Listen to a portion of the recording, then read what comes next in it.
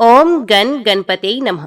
आप सभी को फाल्गुन मास गणेश संकष्टी चतुर्थी व्रत की हार्दिक शुभकामनाएं। हर माह के कृष्ण पक्ष की चतुर्थी तिथि को संकष्टी चतुर्थी व्रत रखा जाता है। फाल्गुन माह के कृष्ण पक्ष की संकष्टी चतुर्थी को द्विज प्रिय संकष्टी चतुर्थी के नाम से जाना जाता है। इस शुभ तिथि पर भगवान गणेश की पूजा की जाती है और उनके निमित्त व्रत रखा जाता है।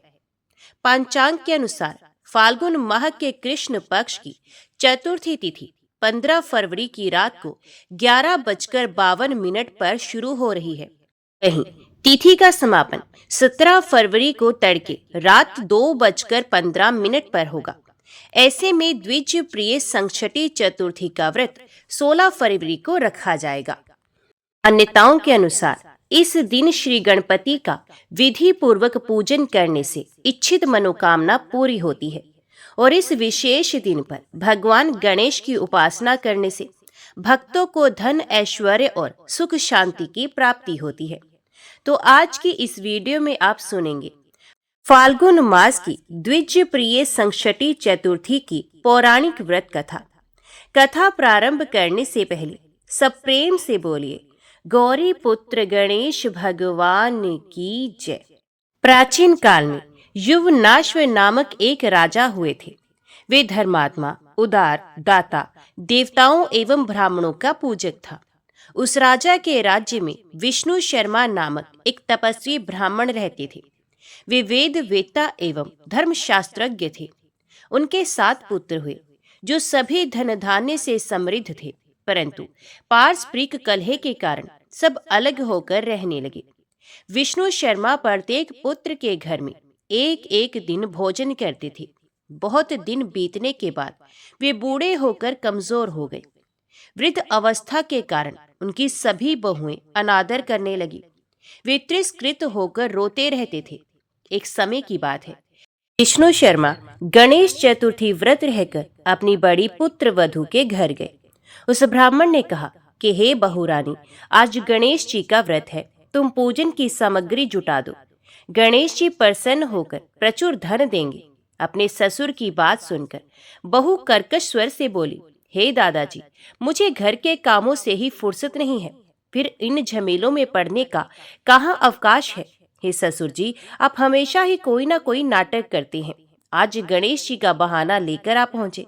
मैं गणेश व्रत नहीं जानती हूँ और ना गणेश जी को। आप यहाँ से चले जाइए। इस प्रकार बहू की झिड़की सुनकर वे 6 बहुओं के घर बारी बारी से गए, परंतु सभी ने वैसी ही बात कही। सभी जगहों से अपमानित होकर वे कृशकाय ब्राह्मण बहुत ही दुखी हुआ। इसके बाद वे छोटी बहू के घर जाकर बैठ गया। छोटी बहू बहुत ही धनहीन थी। वे संकोच में पड़कर कहने लगा। ब्राह्मण ने कहा, अरे बहू रानी, अब मैं कहाँ जाऊं? 6 बहुओं ने फटकार दिया है। तुम्हारे यहाँ तो व्रत सामग्री एकत्रित करने का कोई साधन नहीं दिख रहा। मैं स्वयं बहुत वृद्ध हूँ। हे कल्याणी, मैं बार बार सोचता हूँ कि इस व्रत में सिद्धि मिलेगी और सभी कष्टों का अंत होगा। अपने ससुर की बात सुनकर छोटी बहू कहने लगी। बहू ने कहा, हे ससुर जी, आप इतने दुखी क्यों हो रहे हैं? आप अपनी इच्छा के अनुसार व्रत कीजिए। मैं भी आपके साथ संकट नाशक व्रत को करूंगी। इससे हमारे दुखों का निवारण होगा। इतना कहकर छोटी बहू घर के बाहर जाकर भिक्षा मांग लाई। अपने और ससुर के लिए अलग अलग लड्डू बनाए।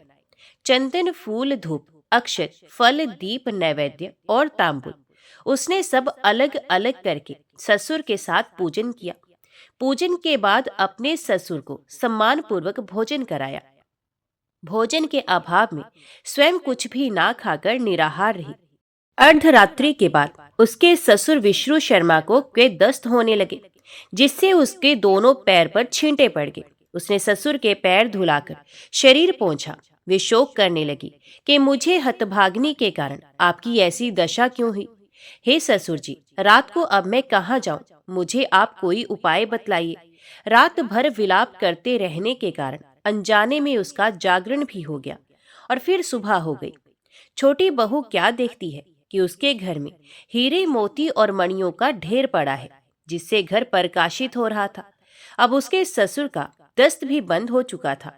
आश्चर्य में पड़कर वह अपने ससुर से पूछने लगी, ये क्या बात है? ये संपत्ति किसकी है? अरे, इतना मणि मूंगा आदि मेरे घर कहाँ से आ गए? हे ससुर जी, क्या कोई हम लोगों को चोरी में फंसाने के उद्देश्य से तो घर में नहीं डाल गया है? पतोहू की बात सुनकर ब्राह्मण कहने लगा कि कल्याणी, ये सब तुम्हारी श्रद्धा का फल है। तुम्हारी भक्ति से गणेश जी तुम पर बहुत प्रसन्न हुए हैं। इस व्रत के प्रभाव से ही गणेश जी ने तुम्हें इतनी संपत्ति दी है। बहू कहने लगी कि हे दादाजी, आप धन्य हैं। आपकी कृपा से ही गणेश जी प्रसन्न हुए हैं। मेरी दरिद्रता दूर हुई है। घर में अतुल संपत्ति आई है और आपकी कृपा से भी धन्य हुई। इस प्रकार वह ससुर से बार बार कहने लगी। अब छोटी बहू के घर में अपार संपत्ति देखकर अन्य सभी बहुओं के क्रोध की सीमा न रही। उन्होंने कहा कि बूढ़े ने अपने संपूर्ण संचित धन को दे डाला है। बंधुओं के पारस्परिक कलह को देखकर विष्णु शर्मा डरकर कहने लगे कि इसमें मेरा कोई दोष नहीं, केवल इस व्रत के प्रभाव से गणेश जी ने प्रसन्न होकर छोटी बहू को दिया है। गणेश जी ने कुबेर जैसी संपत्ति प्रदान की है। हे बहू, मैंने पहले तुम्हारे घर जाकर व्रत अनुष्ठान का अनुरोध किया था, परंतु तुम लोगों ने मुझे दुत्कार दिया। छोटी बहू ने भिक्षा मांगकर पूजन सामग्री जुटाई। इसके करने से गणेश जी ने प्रसन्न होकर संपत्ति प्रदान की है। उस ब्राह्मण के 6 पुत्र दरिद्र, रोगी और दुखी हो गए। केवल छोटा पुत्र ही इंद्र के समान भाग्यशाली बन बैठा। वे 6 आपस में होड़ करते हुए फाल्गुन कृष्ण गणेश चतुर्थी व्रत करने लगे। इस व्रत के करने से वे सब भी धनवान बनते गए। इसी प्रकार दूसरे लोग भी जो इस व्रत को करेंगे, उनका घर भी धन धान्य से भरा पूरा रहेगा। तो सब प्रेम से बोलो, गणपति भगवान की जय। अभी सुनिए संकष्टी चतुर्थी व्रत की अगली कथा। एक बार एक राज्य में एक कुम्हार रहता था। एक दिन वे मिट्टी के बर्तन पकाने के लिए आवा लगा रहा था। आवा कहते हैं मिट्टी के बर्तन पकाने के लिए आग जलाने को। अब उसने आवा तो लगा लिया, लेकिन उसमें मिट्टी के बर्तन पके नहीं। कुम्हार बार बार प्रयास करता रहा, लेकिन मिट्टी के बर्तन हर बार कच्चे ही रह जाते। ये देखकर कुम्हार बहुत परेशान हो गया। वे राजा के पास गया। तब राजा ने राज पुरोहित को बुलाकर कोई उपाय सुलझाने के लिए कहा। थोड़ी देर तक सोचने के बाद राज पुरोहित ने कहा कि महाराज, यदि हर दिन गांव के एक एक घर से एक एक बच्चे की बलि दी जाए तो रोज आवा नहीं लगेगा। राजा ने आज्ञा दे दी कि पूरे नगर से हर दिन एक बच्चे की बलि दी जाएगी। कई दिनों तक ऐसा ही चलता रहा। हर घर से एक बच्चे की बलि दी जाती रही और फिर एक बुढ़िया के घर की बारी आई, लेकिन उसके बुढ़ापे का एकमात्र सहारा उसका अकेला बेटा अगर बलि चढ़ जाएगा तो फिर बुढ़िया का क्या होगा? ये सोचकर बेचारी बुढ़िया बहुत परेशान हो गई। उसने संकट की सुपारी और धूप अपने बेटे को दी। कहा, जा बेटा, संकटा माता तुम्हारी रक्षा करेंगी। वे खुद माता संकटा का ध्यान करने लगी। उसने अपने बेटे की सलामती की कामना करने लगी। उधर अगली सुबह जब कुम्हार ने उठकर देखा कि आवा भी पक गया और वे बालक भी पूरी तरह से सुरक्षित है, ये सब देखकर कुम्हार हैरान रह गया। उसने बालक से पूछा कि ऐसा कैसे हो गया?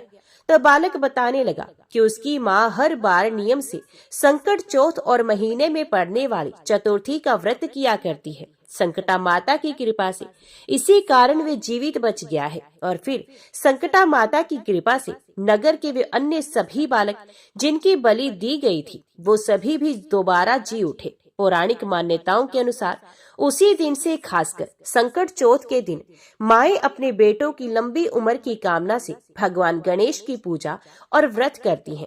अब सुनिए संकट चौथ के दिन सुनी जाने वाली देवरानी और जेठानी की कथा। संकष्टी चौथ की पौराणिक कथा के अनुसार एक बार एक शहर में देवरानी और जेठानी रहा करती थी।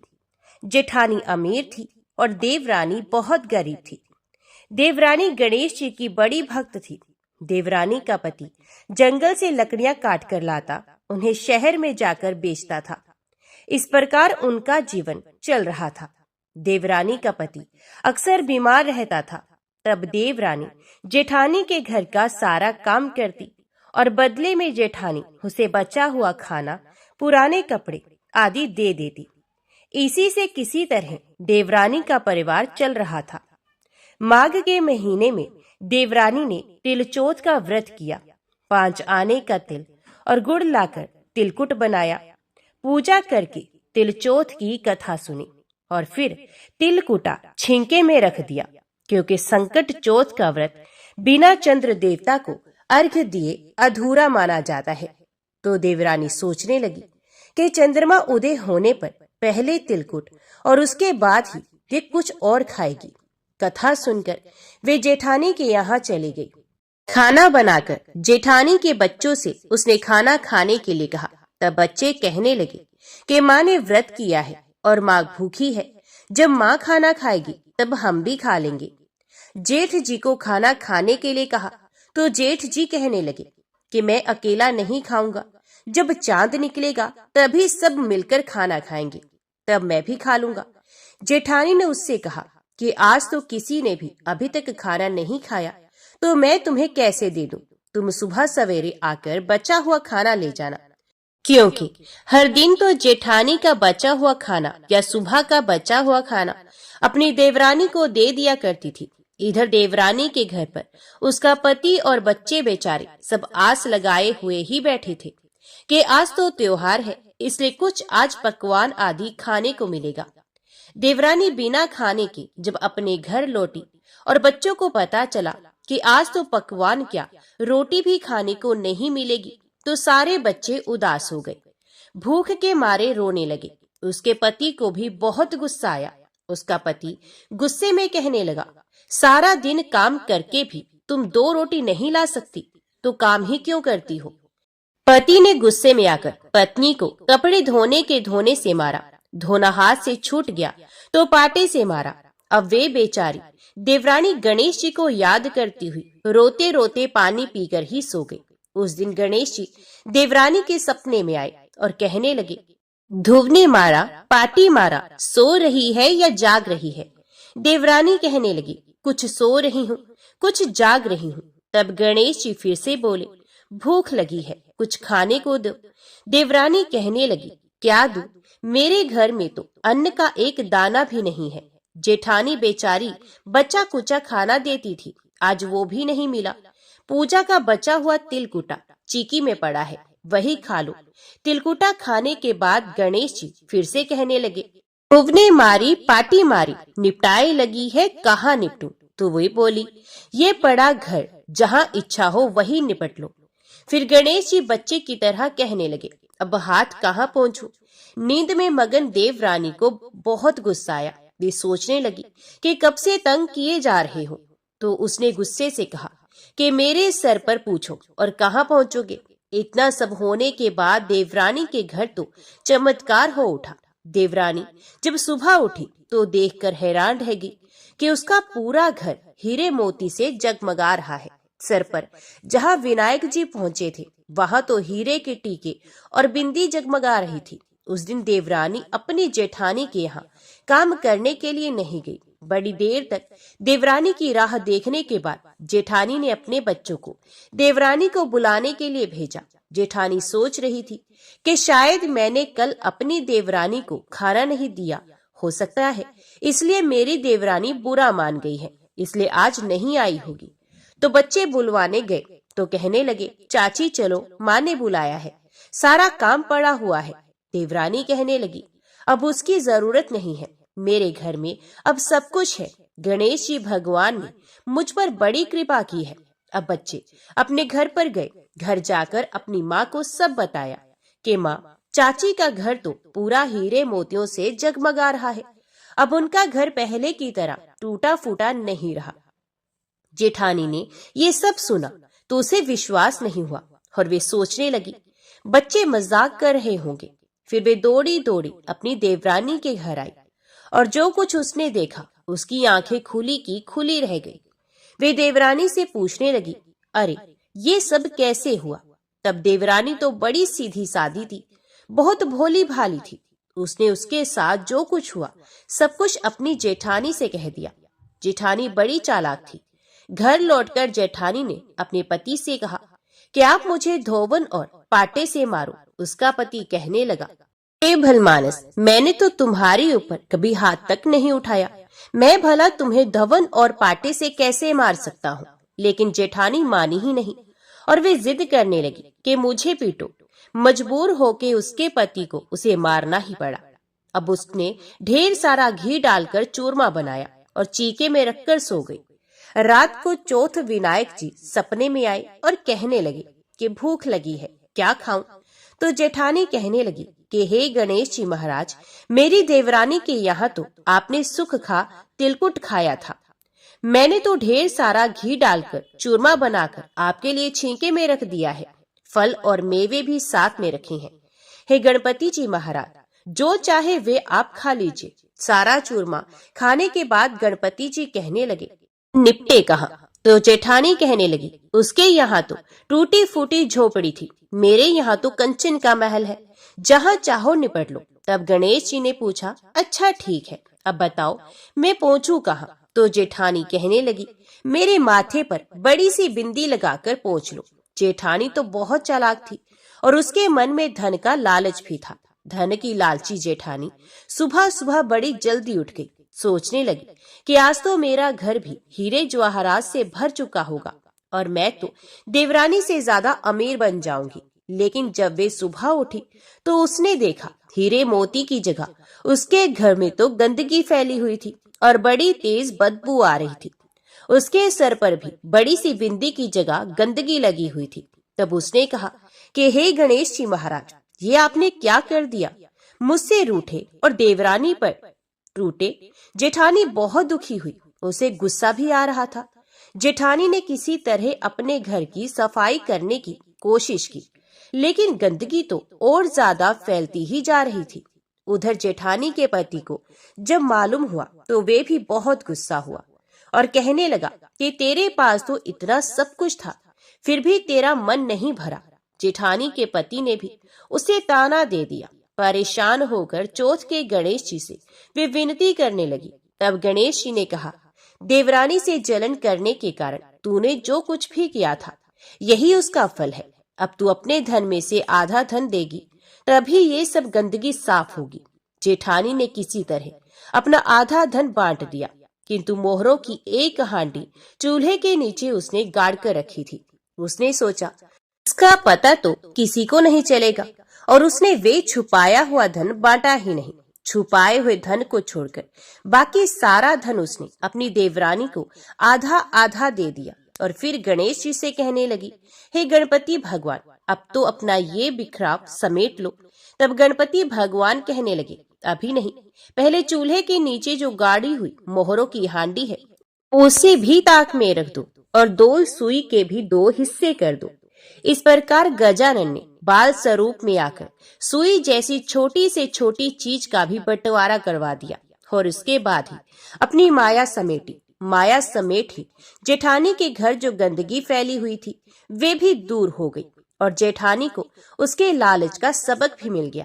हे गणपति महाराज, जैसे ही आपने देवरानी पर कृपा की, वैसे ही कथा को सुनने वाले सभी भक्तों पर करना, किंतु जैसी सजा जेठानी को दी वैसी किसी को मत देना। तो बोलो गणपति भगवान की जय। माघ कृष्ण गणेश चतुर्थी की पौराणिक व्रत कथा के अनुसार पार्वती जी ने एक बार गणेश जी से पूछा कि हे वत्स, माघ महीने में किस गणेश की पूजा करनी चाहिए तथा इसका क्या नाम है। उस दिन पूजन में किस वस्तु का नैवेद्य अर्पित करना चाहिए और क्या आहार ग्रहण करना चाहिए, इसे आप सविस्तार बतलाने की कृपा करें। गणेश जी ने कहा कि हे माता, माघ में भालचंद्र नामक गणेश की पूजा करनी चाहिए। इनका पूजन षोडशोपचार विधि से करना चाहिए। हे माता पार्वती, इस दिन तिल के 10 लड्डू बना लें, 5 लड्डू देवता को चढ़ाएं और शेष 5 ब्राह्मण को दान में दें। ब्राह्मण की पूजा भक्ति पूर्वक करके उन्हें दक्षिणा देने के बाद उन 5 लड्डुओं को उन्हें प्रदान कर दें। हे देवी, तिल के 10 लड्डुओं का स्वयं आहार करें। इस संबंध में मैं आपको राजा हरिश्चंद्र का वृत्तांत सुनाता हूँ। सतयुग में हरिश्चंद्र नामक एक प्रतापी राजा हुए थे। वे शास्त्र धर्म में पटु, सरल स्वभाव, सत्यनिष्ठ और विद्वान ब्राह्मणों के पूजक थे। हे देवी, उनके शासन काल में अधर्म नाम की कोई वस्तु नहीं थी उनके राज्य में कोई अपाहिज, दरिद्र या दुखी नहीं था। सभी लोग आधी व्याधि से रहित एवं दीर्घायु होते थे। उन्हीं के राज्य में एक ऋषि शर्मा नामक तपस्वी ब्राह्मण रहते थे। एक पुत्र की प्राप्ति होने के बाद ही वे स्वर्गवासी हुए। पुत्र का भरण पोषण उनकी पत्नी करने लगी। वह विधवा ब्राह्मणी भिक्षाटन के द्वारा पुत्र का पालन पोषण करती थी। उस ब्राह्मणी ने माघ मास की संकटा चतुर्थी का व्रत किया। वे पतिव्रता ब्राह्मणी गोबर से गणेश जी की प्रतिमा बनाकर सदैव पूजन किया करती थी। हे पार्वती, भिक्षाटन के द्वारा ही उसने पूर्वोक्त रीति से तिल के 10 लड्डू बनाए। इसी बीच उसका पुत्र गणेश जी की मूर्ति अपने गले में बांधकर स्वे इच्छा से खेलने के लिए बाहर चला गया।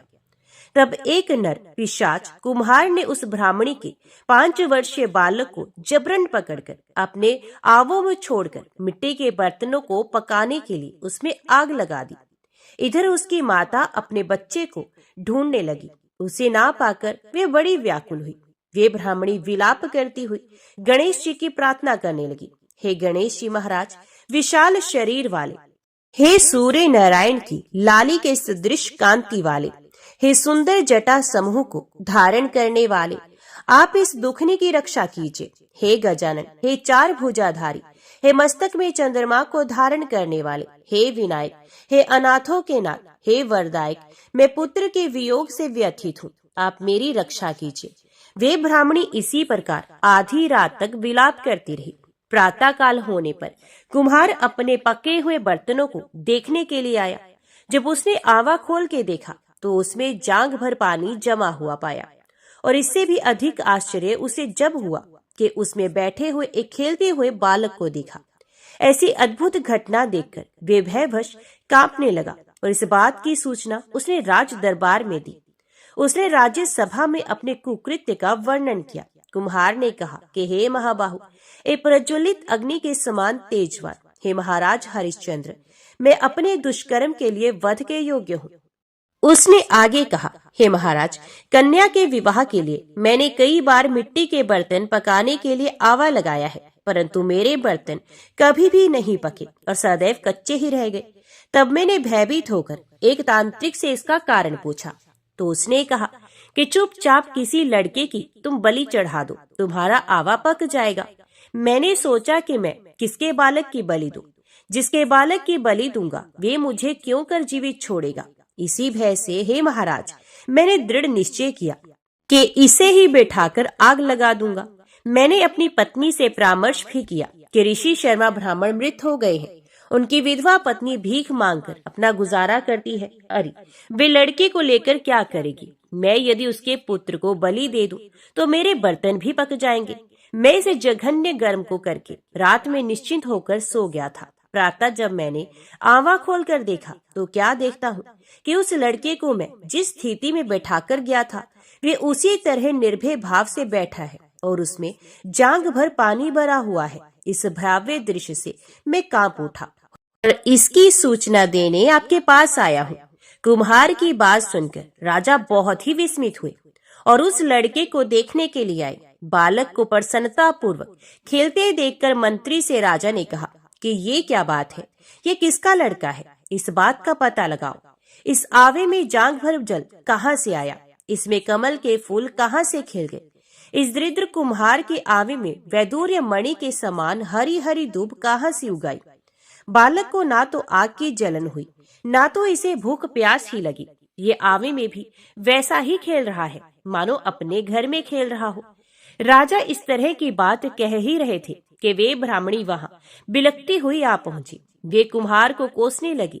जिस प्रकार गाय अपने बछड़े को देखकर रंभाती है, ठीक वही अवस्था उस बुढ़िया की भी थी। वे बुढ़िया बालक को गोद में लेकर प्यार करने लगी और कांपती हुई राजा के सामने बैठ गई। राजा हरिश्चंद्र ने पूछा कि हे ब्राह्मणी, इस बालक के ना जलने का क्या कारण है? क्या तू कोई जादू जानती है अथवा तूने कोई धर्म आचरण किया है जिसके कारण बच्चे को आंच तक नहीं आई? राजा की बात सुनकर ब्राह्मणी ने कहा कि हे महाराज, मैं कोई जादू नहीं जानती और ना तो कोई धर्म आचरण, तपस्या, योग, दान आदि की प्रक्रिया ही जानती हूँ। हे राजन, मैं तो संकट नाशक गणेश चतुर्थी का व्रत करती हूँ। उसी व्रत के प्रभाव से मेरा पुत्र जीता जागता बच गया है। ब्राह्मणी की बात सुनकर राजा ने कहा कि मेरे राज्य की संपूर्ण जनता इस संकट नाशक गणेश चतुर्थी का व्रत करे। इसमें मेरी पूर्ण सम्मति है। राजा ने उसकी परिक्रमा करते हुए कहा कि हे पतिव्रते, तू धन्य है। राजा ने संपूर्ण नगर वासियों को गणेश जी का व्रत करने का आदेश दे दिया। इस आश्चर्यजनक घटना के कारण सभी लोग उस दिन से प्रत्येक मास की गणेश चतुर्थी का व्रत करने लगे। इस व्रत के प्रभाव से ब्राह्मणी ने अपने पुत्र के जीवन को पुनः पाया था। इतना कहने के बाद श्री कृष्ण ने कहा कि हे युधिष्ठिर, आप भी सर्वोत्तम व्रत कीजिए। इस व्रत के प्रभाव से आपकी सभी कामनाएं पूर्ण होंगी। आप मित्रों, पुत्रों और पौत्रों को सुख देने वाले साम्राज्य को प्राप्त कर सकेंगे। हे महाराज, जो लोग इस व्रत को करेंगे उन्हें पूर्ण सफलता मिलेगी। भगवान श्री कृष्ण की बात से युधिष्ठिर बहुत प्रसन्न हुए और माघ कृष्ण गणेश चतुर्थी का व्रत करके निष्कंटक राज्य भोगने लगे। तो बोलो गणपति भगवान की जय। पौराणिक कथा के अनुसार एक गांव में एक सेठ सेठानी थे। उनके एक बेटे और एक बहू थी। बहू सबको भोजन करा के फिर स्वयं भोजन करती थी। एक पड़ोसन ऐसी भी थी जो रोज पूछती थी कि बहू आज क्या बनाया है, क्या खाया है। तो बहू कहती ठंडो बासी। एक दिन उसके पति ने ऐसा सुनकर विचार किया कि आज तो पकवान बनाए जाएं। फिर देखें कि मेरी पत्नी क्या कहती है। उसने तरह तरह के पकवान बनवाए और घर के सभी लोगों ने एक साथ बैठकर भोजन किया। आज भी पड़ोसन ने पूछा तो बहू ने कहा कि ठंडो बासी। सेठ के लड़के ने सोचा हो न हो कोई बात अवश्य है जिससे कि मेरी पत्नी ऐसा कहती है। उसने पत्नी से पूछा तुम रोज ठंडो बासी खाया ऐसा क्यों कहती हो, जबकि हम सब ने एक साथ बैठकर कई तरह के पकवान खाए हैं। उसकी पत्नी बोली हम जो खा रहे हैं वे बाप बूढ़ों की कमाई है। जिस दिन आप कमाकर लाओगे उस दिन मैं समझूंगी कि ताजा भोजन कर रहे हैं। अब एक दिन लड़के ने माँ से कहा मैं एक बड़े शहर में कमाई करने जा रहा हूँ। तो माँ बोली बेटा अपने पास इतना धन है कि खाया नहीं खत्म होगा। माँ के मना करने पर भी बेटे ने स्वयं कमाने का दृढ़ निश्चय कर लिया और जाते समय पत्नी से कहा मैं जब तक कमाकर बहुत सा धन लेकर ना आऊं तुम चूल्हे की आग मत बुझने देना। एक दिन चूल्हे की आग बुझ गई तो वे मन ही मन घबराने लगी, कहीं मेरे पति पर संकट तो नहीं आ पड़ा। जल्दी से पड़ोस में से आग लाकर चूल्हे में रख दूं। ऐसा विचार करके पत्नी पड़ोस में गई। वहां पड़ोसन चौथ माता का व्रत और पूजन कर रही थी। पड़ोसन ने कहा थोड़ी देर में आकर ले जाना। तो बहू ने पड़ोसन से पूछा आप यह व्रत क्यों करती हैं, इससे क्या मिलता है। पड़ोसन ने कहा चौथ माता के इस व्रत को करने से अन्न और लक्ष्मी मिलती है और अपनी मनोकामनाएं पूर्ण होती हैं। अब बहू भी चौथ माता का व्रत करने लगी। दीवार पर उसने चौथ माता का चित्र बनाया। उस दिन घी और गुड़ का चूरमा बनाकर रात्रि को चंद्रमा को अर्घ्य देकर उसने भोजन किया। ऐसा करते करते बहुत दिन हो गए। चौथ माता ने उस बहू के पति को सपना दिया कि शाहूकार का बेटा तू जागे की सोवे, तेरी पत्नी तुझे बहुत याद कर रही है। घर जाकर उसकी चिंता मिटा दे। तू दुकान खोलकर कंकु केसर का पगलिया बना के बैठ जाना। आज तेरा हिसाब किताब चुकता हो जाएगा। अब तो चौथ माता ने जैसा कहा था वैसा ही हुआ। उसने घर जाने की तैयारी की और गाड़ी भर के धन दौलत लेकर चल दिया। रास्ते में एक बड़ा सा काला नाग फन फैलाए बैठा था और कहने लगा आज तो मैं तुम्हें डसूंगा, नहीं छोड़ूंगा। आज तेरी आयु पूरी हो गई है। सेठ के लड़के ने कहा आज चौथ माता ने मुझे सपना दिया तो मैं पत्नी से मिलने घर जा रहा हूँ। वहाँ मेरी पत्नी बहुत चिंता कर रही होगी। मैं उससे मिलकर जरूर आऊंगा, तब तुम मुझे डस लेना। नाग ने कहा तुम शपथ पूर्वक कह के जाओ तो मैं तुम्हें जाने दूंगा। परंतु लौटकर नहीं आए तो तुम्हारे घर आकर मैं तुम्हें डस लूंगा। इस प्रकार सांप को वचन देकर वे घर पहुंचा। वहां सभी से हंसी खुशी से मिला और भोजन करने उदास होकर बैठ गया। उसकी पत्नी ने उदास होने का कारण पूछा तो पत्नी ने काले नाग वाली बात बताते हुए कहा कि यदि मैं उसके पास नहीं जाऊंगा तो वे घर आकर ही मुझे डस लेगा। पत्नी बहुत चतुर थी। उसने कहा कि आप घबराओ नहीं, लेट जाओ, मैं एक उपाय करती हूँ। पत्नी ने कमरे की 7 पेड़ी धोई। पहली पेड़ी पर रेत, दूसरी पेड़ी पर इत्र, तीसरी पेड़ी पर गुलाल फूल, चौथी पर कंकु केसर, 5वीं पर लड्डू पेड़ा, 6ठी पर गादी गलीचा और 7वीं पेड़ी पर दूध का कटोरा भरकर रख दिया। इस प्रकार वे 7 ही पेड़ी सजाकर बैठ गई। आधी रात होते ही नाग आकर पेड़ी चढ़ने लगा। पहली पेड़ी पर रेत में लौट गया और कहने लगा कि सेठ की बहू ने आराम तो बहुत दिया, पर वचनों से बंध कर आया हूँ, सो डस ही लूंगा अवश्य ही। इसी प्रकार 7 पेड़ियों पर नाग आराम करता हुआ और कहता हुआ कि डसूंगा। जरूर कमरे में जाने ही वाला था कि चौथ माता ने विचार किया कि मैं इसे नहीं बचाऊंगी तो संसार में धर्म कर्म व्रत को कौन मानेगा। अब तो गणेश जी, चंद्रमा जी और चौथ माता ने उसे बचाने का विचार किया। चंद्रमा जी ने उजाला किया, चौथ माता ढाल बनी और गणेश जी ने तलवार लेकर नाग को मार दिया और ढाल से ढक दिया। अब बहू भी थकी हारी सो गई। दिन निकला तो लोग बेटे से मिलने आए, परंतु बेटा बहू तो उठे ही नहीं। बहुत देर हो गई तो माँ उन्हें उठाने गई। माँ ने 7 पेड़ियों पर जो कुछ भी देखा तो वे बहुत ही घबराई और बेटा बहू को आवाज लगाई। बेटा बहू उठे तो देखा कि एक ढाल तलवार वहां पड़ी है। अब ढाल उठाई तो वही काला नाग मरा हुआ पड़ा है। बेटा बहू ने सोचा कि आज तो धर्म कर्म ही आड़े आए हैं, जो भगवान गणेश जी और चौथ माता ने अपनी रक्षा की है। हे चौथ माता, आपने जैसी सेठ के बेटे बहू की रक्षा की, वैसे ही रक्षा सबकी करना। तो बोलो चौथ माता की जय। भगवान विघ्नहर्ता गणेश की कथा सुने बिना चौथ माता के व्रत की कथा अधूरी मानी जाती है। इसलिए अब आप सुनिए भगवान गणेश की कथा। एक समय की बात है, भगवान विष्णु का विवाह लक्ष्मी जी के साथ निश्चित हो गया। विवाह की तैयारियां होने लगी। सभी देवताओं को निमंत्रण भेजे गए, परंतु गणेश जी को निमंत्रण नहीं दिया गया। कारण जो भी रहा हो, अब भगवान विष्णु की बारात जाने का समय आ गया। सभी देवता अपनी पत्नियों के साथ विवाह समारोह में आए। उन सब ने देखा कि गणेश जी कहीं दिखाई नहीं दे रहे हैं।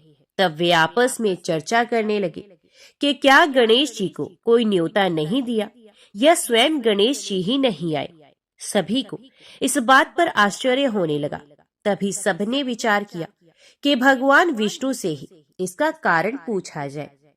विष्णु भगवान से पूछने पर उन्होंने कहा कि हमने गणेश जी के पिता भोलेनाथ महादेव को न्योता भेजा है। यदि गणेश जी अपने पिता के साथ आना चाहते हो तो आ जाते, अलग से न्योता देने की कोई आवश्यकता भी नहीं थी।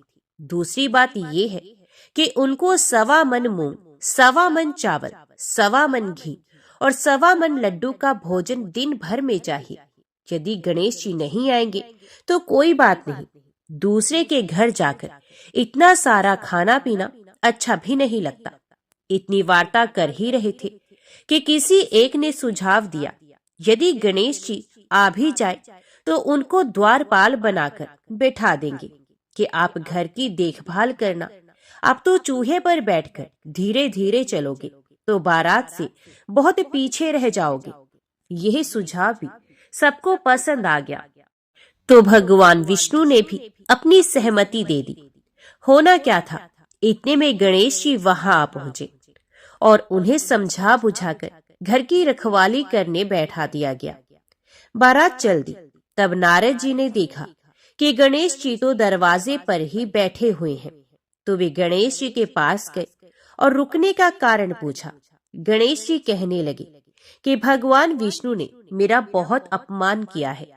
नारद जी ने कहा कि आप अपनी मूषक सेना को आगे भेज दो, तो वह रास्ता खोद देगी, जिससे उनके वाहन धरती में धंस जाएंगे।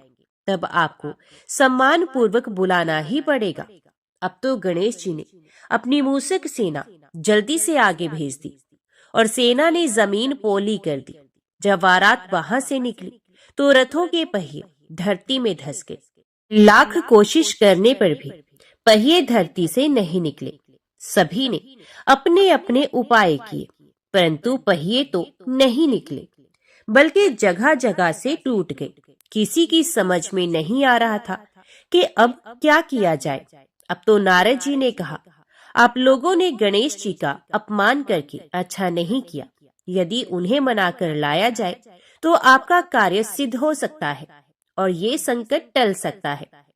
भगवान शंकर ने अपने दूत नंदी को भेजा और वे गणेश जी को लेकर आए। गणेश जी का आदर सम्मान के साथ पूजन किया गया।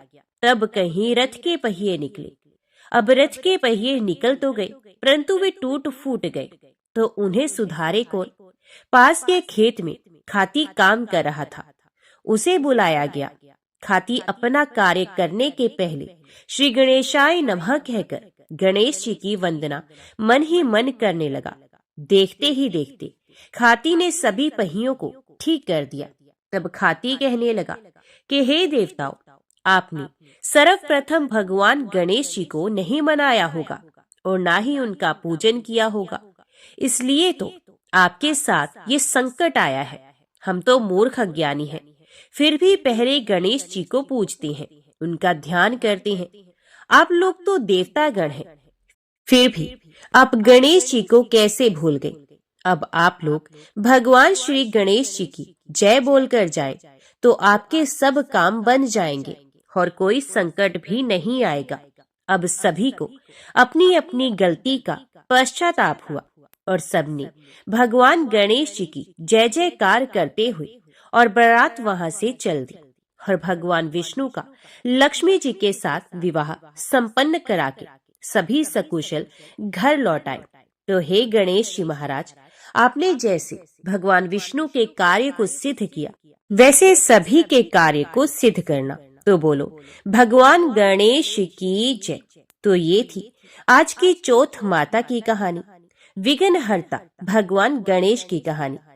आज की कथा अच्छी लगे तो वीडियो को लाइक करना मत भूलिएगा और कमेंट में चौथ माता की जय और भगवान गणेश की जय भी जरूर लिखिएगा और हमारे चैनल को भी सब्सक्राइब जरूर कीजिएगा। ओम श्री गणेशाय नमः।